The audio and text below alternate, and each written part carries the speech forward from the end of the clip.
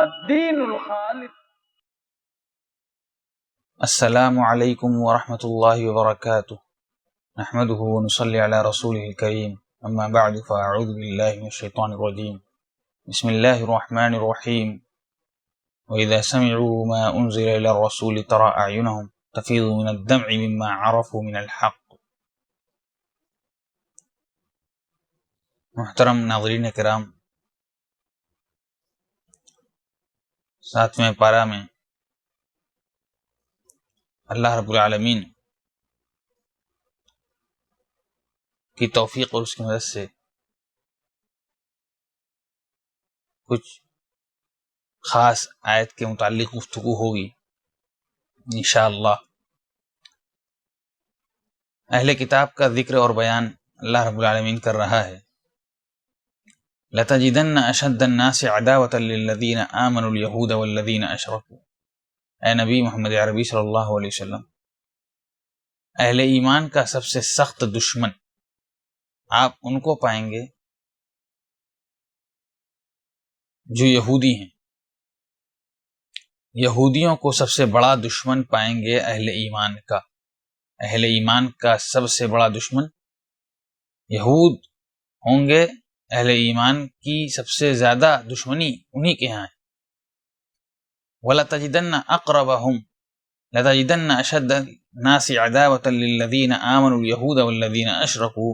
اور اللہ نے کہا کہ اہل ایمان کے دو سب سے بڑے دشمن جو ہیں وہ یہودی اور مشرک ہیں. یہودی اور مشرک اہل ایمان کے سب سے بڑے دشمن ہیں.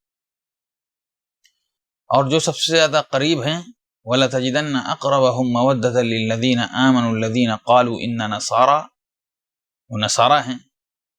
قربت، مودت اور محبت، اگر کچھ نرم پہلو پایا جائے گا اور اگر کوئی نرمی ہوگی، دل میں کوئی جگہ ہوگی اگر اہل ایمان کے لیے، تو نصارہ کے ہیں. اس لیے کہ ان کے علماء اور وہ رہبان ہیں اور وہ تکبر نہیں کرتے، اعراض نہیں کرتے. آگے اللہ تعالی اس سلسلے میں ان کا جو تعامل تھا، جو رویہ تھا اسلام کے ساتھ، مسلمانوں کے ساتھ، صحابہ کرام کے ساتھ اس زمانے میں، وہ بیان کیا ہے. وَإِذَا سَمِعُوا مَا أُنزِلَ إِلَى الرَّسُولِ تَرَى أَعْيُنَهُمْ تَفِيضُ مِنَ الدَّمْعِ مِمَّا عَرَفُوا مِنَ الْحَقِّ يَقُولُونَ رَبَّنَا آمَنَّا فَاكْتُبْنَا مَعَ الشَّاهِدِينَ. کہ جب رسول اکرم صلی اللہ علیہ وسلم کے زمانے میں حالات مکی زندگی میں خوشگوار نہ رہے، مسلمانوں نے 2 مرتبہ حبشہ کی طرف ہجرت کی.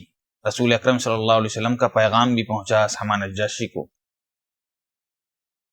تو انہوں نے جعفر بن ابی طالب رضی اللہ عنہ کو بلایا اپنے دربار میں، اور ان کے علماء بھی آئے، رہبان بھی آئے، قسیسین بھی آئے، اور ان سے کہا کہ اللہ کا کلام پڑھ کر سنائیں. انہوں نے سورہ مریم کی تلاوت کی. جب سورہ مریم کی تلاوت انہوں نے کی اور اس میں جو واقعات حضرت مریم کے، عیسیٰ علیہ السلام کے، ان کی ولادت کے اور اس طرح کے جو واقعات ان سے متعلق آئے، اس کا ان کے اوپر بڑا گہرا اثر ہوا، اور اس اثر سے وہ فوری طور پر متاثر ہوئے. اور قرآن کا یہ اثر اتنا زبردست تھا کہ ان کے آنکھوں سے آنسو جاری ہو گئے. وہ آنسو جاری ہو گئے. قرآن مجید نے اسی کا نقشہ کھینچا ہے کہ کس طرح وہ بے قابو ہو کر رونے لگے اور ایمان لے آئے.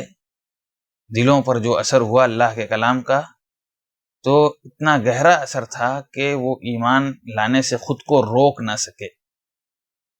اسحمہ نجاشی نے مسلمانوں کے ساتھ وہاں حسن سلوک کیا، اور اسلام لانے کے بعد ایک بہتر زندگی گزاری. رسول اکرم صلی اللہ علیہ وسلم کے سچے پیروکار بن کر رہے.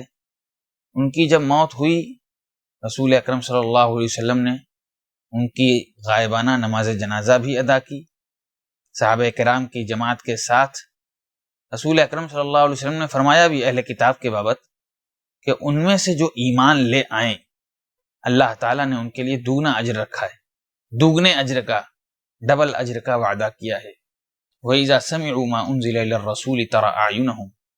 اور جب ان لوگوں نے سنا وہ کتاب وہ کلام جو رسول اکرم صلی اللہ علیہ وسلم پر نازل کیا گیا تو اے نبی آپ دیکھیں گے کہ ان کے آنکھوں سے آنسو جاری ہو گیا۔ بعض روایتوں میں ہے کہ اہل کتاب کا ایک وفد رسول اکرم صلی اللہ علیہ وسلم کے پاس آیا اور اللہ کے نبی صلی اللہ علیہ وسلم نے اللہ کے کلام قرآن مجید کی تلاوت کی اور ان کے آنکھوں سے دیکھا کہ آنسو جاری ہو گئے، آنسو بہہ گئے۔ انہوں نے اللہ کے کلام کو سن کر اپنے آپ کو، اپنے آنسو کو روک نہیں سکے اور ان کے آنکھوں سے آنسو جاری ہو گئے۔ تفیض من الدم مما عرفوا من الحق، یہ آنسو جاری ہوئے، آنکھیں بہہ پڑی، زار و قطار رونے لگے حق کی معرفت کی وجہ سے، معرفت حق کی وجہ سے۔ یقولون ربنا آمنا، اور کہہ پڑے بے ساختہ کہ ہم ایمان لائے، ہم ایمان لائے ہے ہمارے رب۔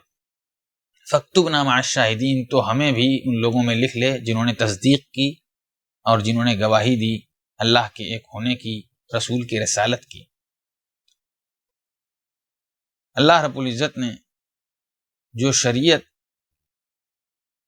محمد عربی صلی اللہ علیہ وسلم کے ذریعے نازل کی، اس میں بڑی تیسیر اور بڑی آسانیاں ہیں اور بڑی سہولتیں ہیں۔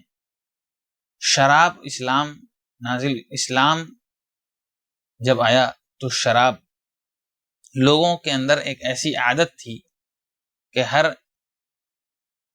ایک چھوٹا ہو یا بڑا شراب نوشی میں ملوث پایا جاتا تھا۔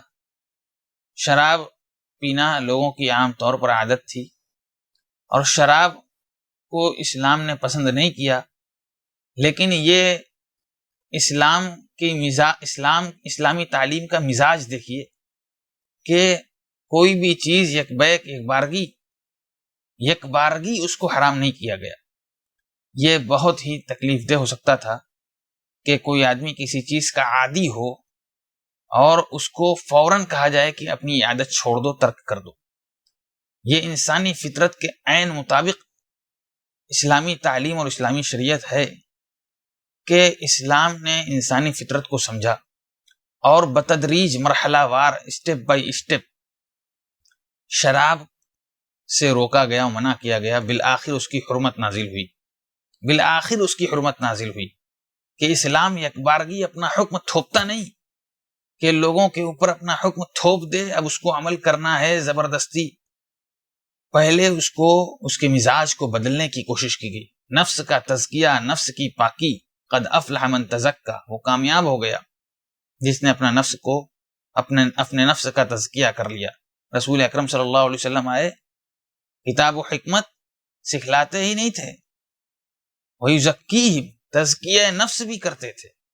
تو نفس کی پاکی، نفس کی تربیت سب سے پہلا مرحلہ ہے کہ پہلے لوگوں کا مزاج بدلا جائے، پھر لوگوں کو بتلایا جائے کہ کیا صحیح ہے اور کیا غلط ہے، اور اس کے بعد حکم صادر کیا جائے۔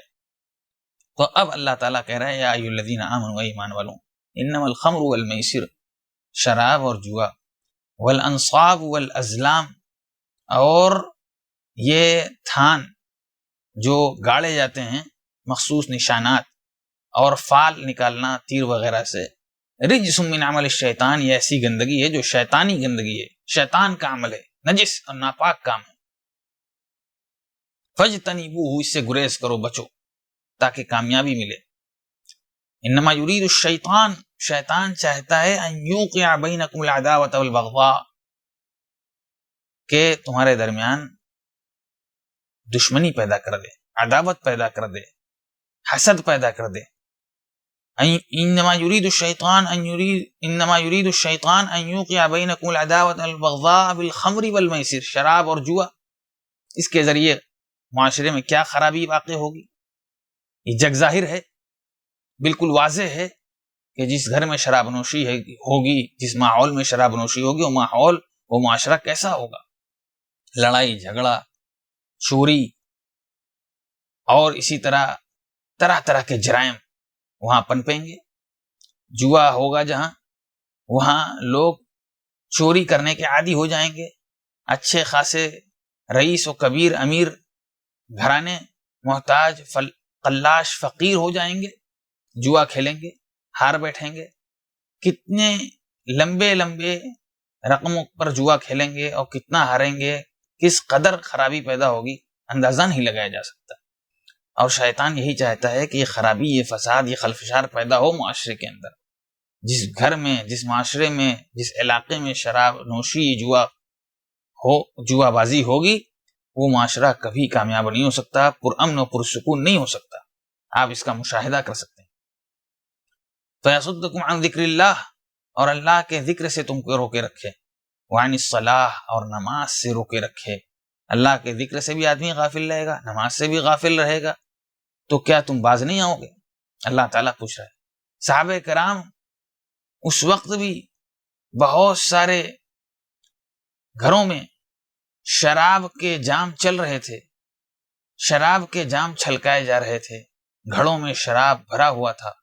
صحابہ کرام فوراً انہوں نے، جن کے ہاتھوں میں شراب کا جام تھا اور ان کے ہونٹوں کے قریب جا رہا تھا، انہوں نے اپنا ہاتھ روک لیا، انتہینا ربنا، اور کہا کہ اے ہمارے رب، ہم باز آ گئے، ہم رک گئے، ہم نے تیرے حکم کے آگے سر تسلیم خم کر دیا۔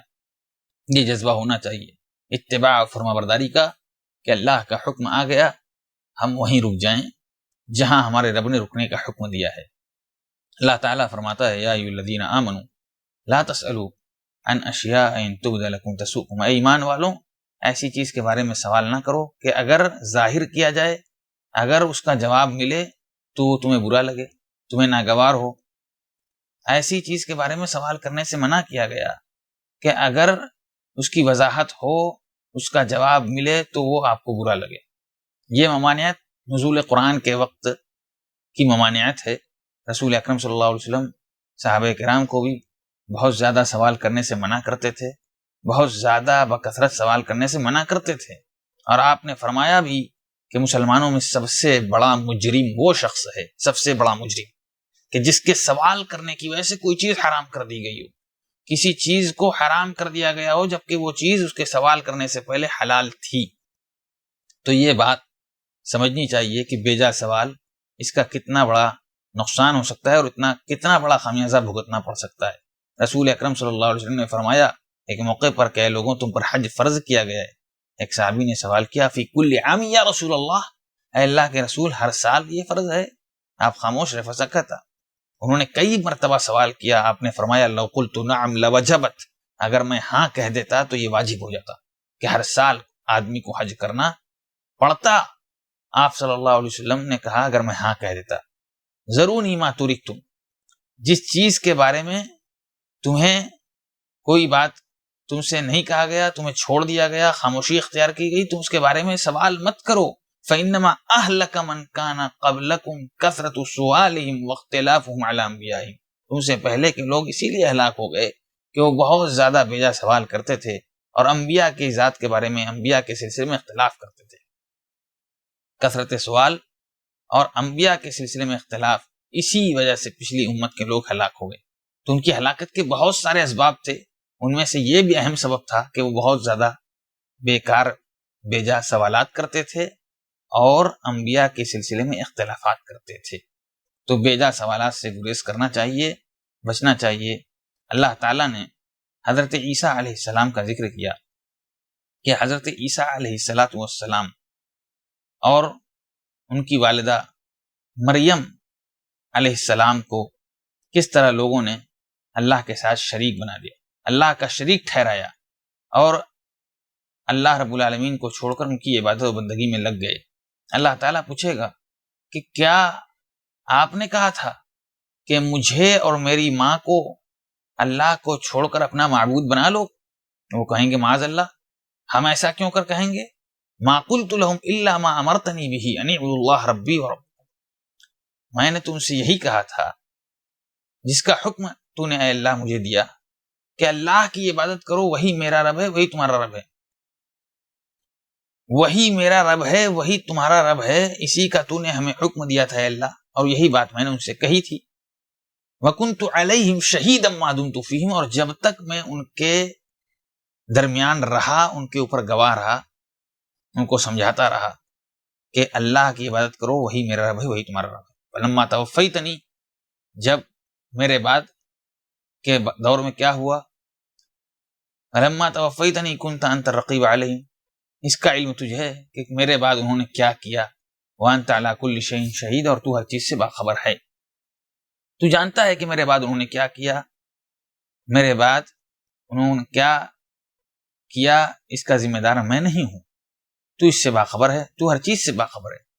رسول اکرم صلی اللہ علیہ وسلم میدان محشر میں جب اپنی امت کے لوگوں کو دیکھیں گے تو انہیں بلائیں گے کہ انہیں آنے دو، فرشتے انہیں روک لیں گے اور کہیں گے انک لا تدری ما احدثوا بعدک، آپ نہیں جانتے کہ انہوں نے آپ کے بعد کیا نئے کام کیے۔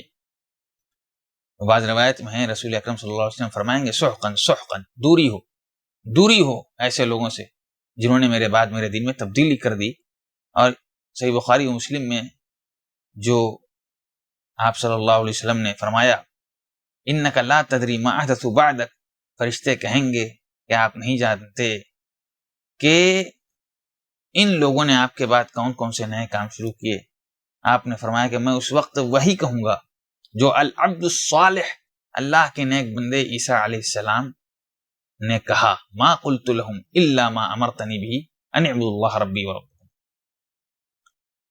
اے اللہ میں نے ان سے وہی کہا تھا جس کا تو نے حکم دیا کہ اللہ کی عبادت کرو، وہی میرا رب ہے، وہی تمہارا رب ہے، وکنت علیہم شہیدا، اور میں ان کے اوپر گواہ تھا جب تک ان کے درمیان میں رہا، اور میرے بعد کیا ہوا اے اللہ تو ہی جانتا ہے۔ فلما توفیتنی کنت انت الرقیب علیہم وانت علی کل شیء شہید، اور تو ہر چیز سے باخبر ہے، وانت علی کل شیء شہید، تو ہر چیز سے باخبر ہے۔ آگے اللہ تعالیٰ فرماتا ہے ان تعذبہم، حضرت عیسیٰ علیہ السلام فرمائیں گے ان تعذبہم، اگر تو نے عذاب میں مبتلا کر دے، اگر تو ان کے اوپر عذاب نازل کر دے، فإنہم عبادک، تو تیرے بندے ہیں، وإن تغفر لهم، اور اگر تو ان کی مغفرت کر دے، فإنک انت العزیز الحکیم، تو غالب حکمت والا ہے، غالب حکمت والا ہے۔ یہ آیت، اس میں کس قدر عاجزی ان کی ساری، کس قدر بلاغت ہے، اور کس قدر عمدہ سوال ہے اللہ رب العالمین سے، اور امت کے لوگوں سے محبت کا کس قدر اظہار ہے کہ ان تعذبہم، اگر تو انہیں عذاب میں گفتار کر لے اے اللہ، تو یہ تیرے ہی بندے ہیں، تیرے ہی بندے ہیں، اگر تو عذاب دے گا تو اپنے ہی بندوں کو عذاب دے گا، وَإِن تَغْفِرْ لَهُمْ، اور اگر تو ان کی مغفرت کر دے، بخشش کر دے، فَإِنَّكَ أَنْتَ الْعَزِيزُ الْحَكِيمُ، تو غالب ہے، حکمت والا ہے، تجھ سے کوئی سوال نہیں کر سکتا کہ تو نے کیوں مغفرت کی، بخشش کی، تو جو چاہے کرے۔ یہ آیت کس قدر پر اثر ہے، اور ایک نبی کی اپنے امت کے تئیں محبت کا اظہار اس آیت سے ہوتا ہے، کس قدر ایک نبی کے دل میں امت کی محبت، امت کے اوپر رحمت اور شفقت کا جذبہ دیکھیے۔ ان تعذبہم فإنہم عبادک، اگر تو عذاب میں ابتلا کر لے تو تیرے ہی بندے ہیں، اور اگر ان کو معاف کر دے تو اے اللہ تو غالب حکمت والا ہے۔ یہ آیت نوافل کے دوران رسول اکرم صلی اللہ علیہ وسلم جب آپ ایک رات پڑھ رہے تھے تو آپ کے اوپر ایسی کیفیت طاری ہوئی اس کی تلاوت کرتے ہوئے کہ آپ بار بار یہ آیت دہرانے لگے، بار بار ہر رکعت میں اسی آیت کو پڑھنے لگے، حتیٰ کہ صبح ہو گئی آپ یہی آیت پڑھتے رہے، ان تعذبہم فإنہم عبادک، اگر تو ان کو عذاب میں مبتلا کرے تو اے اللہ یہ تیرے ہی بندے ہیں، اور اگر ان کی مغفرت فرما دے تو غالب حکمت والا ہے۔ رات بھر بار بار ہر رکعت میں پڑھتے رہے یہاں تک کہ صبح ہو گئی۔ تو یہ مقام ہے کہ قرآن مجید کا اثر اگر نماز میں تلاوت کرنے والے پر، نفل نماز میں جیسا کہ رسول اکرم صلی اللہ علیہ وسلم نے بار بار اسے پڑھا، تلاوت کرنے والے پر نماز میں اس قدر اثر، ایسی کیفیت طاری ہو جائے تو بار بار اس آیت کی تلاوت کرتا رہے حتیٰ کہ صبح ہو جائے، رسول اکرم صلی اللہ علیہ وسلم نے جیسا کہ تلاوت کیا۔ یہ معلوم ہوا کہ کسی نفل نماز میں آیات کا اثر انسان کے اوپر اس قدر ہو کہ اس کا وہ بار بار اعادہ کرتا رہے، تکرار کرتا رہے، تو کوئی حرج نہیں۔ آگے اللہ تعالیٰ فرماتا ہے ھذا یوم ینفع الصادقین صدقہم، یہ دن تو وہ دن ہے کہ جس دن سچے لوگوں کو ان کی سچائی نفع پہنچائے گی، سچے لوگوں کو ان کی سچائی صدق ہی نفع بخش ہوگا، فائدہ مند ہوگا۔ ابن عباس رضی اللہ تعالیٰ عنہ کہتے ہیں ینفع الموحدین توحیدہم، اس دن توحید پرستوں کو توحید ہی نفع پہنچائے گی، جو موحد ہیں، جو صرف اور صرف اللہ کی عبادت کرتے ہیں، توحید کو جنہوں نے ہمیشہ پکڑے رکھا، تھامے رکھا، اور شرک میں مبتلا نہ ہوئے، جنہوں نے ہمیشہ اللہ کی صرف اور صرف اللہ کی عبادت کی، اللہ سے مدد مانگی، ایسے ہی لوگوں کو ان کی توحید نفع پہنچائے گی۔ توحید تو یہ ہے کہ خدا حشر میں کہہ دے یہ بندہ دو عالم سے خفا میرے لیے تھا، تو توحید ہی اہل توحید کے لیے اس دن نفع بخش ہوگی، فائدہ مند ہوگی۔ سورہ انعام میں اللہ رب العالمین نے اس کے بعد جو سورہ ہے سورہ انعام، اس میں اللہ رب العالمین اہل ایمان کو ایک مقام پر یہ نصیحت کر رہا ہے وَإِن يَمْسَسْكَ اللَّهُ بِضُرٍّ فَلَا كَاشِفَ لَهُ إِلَّا هُوَ، اگر اللہ تعالیٰ تمہیں کوئی تکلیف پہنچائے تو اللہ کے سوا کوئی دور نہیں کر سکتا۔ وَإِن يَمْسَسْكَ اللَّهُ بِضُرٍّ فَلَا كَاشِفَ لَهُ إِلَّا هُوَ وَإِن يَمْسَسْكَ بِخَيْرٍ فَهُوَ عَلَى كُلِّ شَيْءٍ قَدِيرٌ، اور اگر اللہ تعالیٰ تمہیں کوئی نفع پہنچائے، فائدہ پہنچائے، تو وہ ہر چیز پر قادر ہے۔ یہ نصیحت اہل ایمان کے لیے ہے کہ اگر اللہ تعالیٰ تمہیں کوئی نقصان پہنچانا چاہے، فلا کاشف لہ الا ہو، تو اللہ کے سوا اسے کوئی ٹال نہیں سکتا۔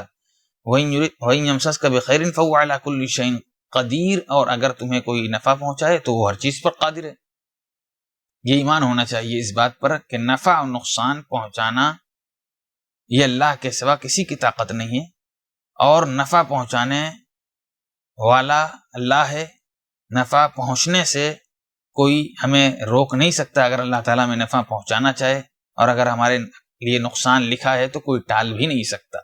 اسی لیے ہر نماز کے بعد رسول اکرم صلی اللہ علیہ وسلم ہر فرض نماز کے بعد یہ پڑھتے تھے اللہم لا مانع لما اعطیت، اے اللہ جس کو تو عطا کرے اس کو کوئی روک نہیں سکتا، اس کو تو تیری رحمت تیری نعمت مل کر رہے گی، اسے کوئی نہیں ٹال سکتا۔ ولا معطی لما منعت، اور جسے تو نہ دے اسے کوئی دے نہیں سکتا، اسے کوئی نہیں دے سکتا جسے تو نہ دے۔ ولا ينفع ذا الجد منک الجد، اور کسی صاحب حیثیت کسی صاحب منصب کو اس کا منصب اس کی حیثیت تیرے مقابلے میں کوئی نفع کوئی فائدہ نہیں پہنچا سکتی۔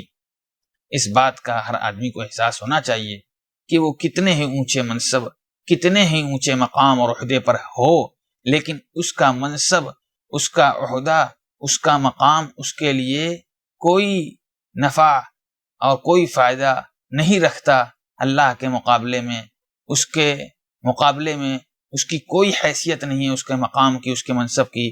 اللہ کے ہاں صرف اور صرف اس کا عمل کام آئے گا، اور اللہ تعالیٰ اگر اس کو نقصان پہنچانا چاہے تو اللہ کے مقابلے میں اس کے منصب کی، اس کے عہدے کی کوئی حیثیت نہیں ہے۔ وہ اپنے عہدے اور منصب کے وجہ سے اس نقصان سے، اس گرفت سے، اس پکڑ سے بچ نہیں سکتا۔ قارون کی مثال سامنے ہے، ان قارون کان من قوم موسیٰ فبغى علیہ فخسفنا به وبدارہ الارض۔ قارون کتنا بڑا دولت مند انسان، طاقتور انسان، اس سے بڑا خزانہ کس کا تھا؟ ہم نے اس کے خزانے سمیت اس کو زمین میں دھسا دیا۔ قارون کو اس کے خزانے سمیت زمین میں دھسا دیا اللہ نے۔ کسی صاحب حیثیت کو اس کی حیثیت اللہ کے مقابلے میں کوئی کام نہیں آ سکتی، کوئی فائدہ نہیں پہنچا سکتی۔ ہر نماز کے بعد رسول اکرم صلی اللہ علیہ وسلم اس عاجزی اور اس بے بسی کا اظہار کرتے تھے، ہمیں بھی کرنا چاہیے۔ اللہم لا مانع لما اعطیت ولا معطی لما منعت ولا ينفع ذا الجد منک الجد۔ ایک بہت اہم مسئلہ ہے کہ رسول اکرم صلی اللہ علیہ وسلم نے کیا معراج کی رات، شب معراج اللہ رب العالمین کا دیدار کیا۔ بہت سے لوگوں کو یہ دعویٰ ہے، اور بہت بڑے پیمانے پر بڑی جرات کے ساتھ یہ دعویٰ کرتے ہیں کہ شب معراج رسول اکرم صلی اللہ علیہ وسلم نے اللہ تعالیٰ کا دیدار کیا۔ اللہ تعالیٰ فرماتا ہے سورہ انعام میں لا تدرکہ الابصار وہو یدرک الابصار وہو اللطیف الخبیر، نگاہیں اس کا احاطہ ادراک نہیں کر سکتی، وہو یدرک الابصار، اور وہ تمام نگاہوں کا احاطہ کیے ہوئے ہے۔ وہ اللطیف الخبیر، وہ بڑا باریک بین باخبر ہے، بڑا باریک بین باخبر ہے۔ اس اعتبار سے کہ جو شخص اس دنیا کے اندر ہے، دنیا کی آنکھ سے وہ اللہ رب العالمین کی ذات کا دیدار نہیں کر سکتا۔ اللہ رب العالمین کا دیدار اس دنیا کی آنکھ سے وہ نہیں کر سکتا۔ حسن بصری رحمہ اللہ فرماتے ہیں فانی باقی کا دیدار نہیں کر سکتا۔ فانی جو فنا ہونے والا ہے، وہ باقی اللہ کی ذات جو باقی ہے، حی و قیوم ہے، ہمیشہ سے ہے اور ہمیشہ رہے گی، اس کا دیدار نہیں کر سکتا۔ اسی آیت سے استدلال کرتے ہوئے حضرت عائشہ رضی اللہ تعالی عنہا فرماتی ہیں، اسی آیت سے استدلال کرتے ہوئے کہ جو شخص یہ دعویٰ کرے کہ معراج کی رات، شب معراج، اللہ کے رسول صلی اللہ علیہ وسلم نے اللہ رب العزت کا دیدار کیا، تو قطعاً جھوٹ بول رہا ہے، وہ جھوٹا انسان ہے، وہ قطعی طور پر جھوٹا ہے، کیونکہ یہ کوئی نبی ہو یا کوئی عام آدمی ہو، کوئی بھی پیغمبر ہو، سب کے سب اسی آیت کے حکم میں شامل ہیں کہ کوئی دنیا کی آنکھ سے اللہ رب العالمین کا دیدار نہیں کر سکتا۔ ہاں، آخرت میں اللہ تعالیٰ نیک بندوں کو اپنا دیدار کرائے گا، اہل جنت جنت میں اللہ تعالیٰ کا دیدار کریں گے۔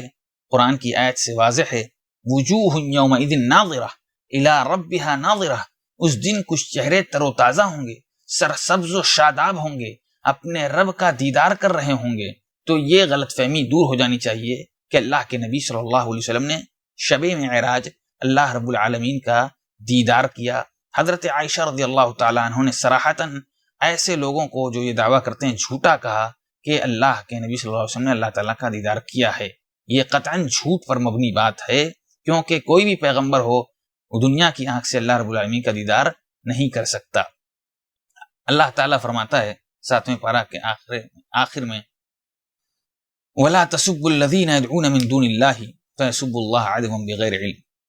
یہ ایک ایسا اصول بیان کر دیا، ایک ایسا قاعدہ دے دیا کہ اس سے راستہ بند ہو جائے اللہ کی شان میں اور انبیاء اور صالحین اور رسولوں کی شان میں گستاخی کا، کہ جو لوگ اللہ کے سوا کسی اور کی عبادت کرتے ہیں ان کو گالی مت دو، یدعون من دون اللہ، یا جن کو وہ پکارتے ہیں ان کو گالی مت دو، ولا تسبوا الذین یدعون من دون اللہ، یا اللہ کے سوا جن کو وہ پکارتے ہیں ان کو گالی مت دو، فیسبوا اللہ عدوا بغیر علم، تو وہ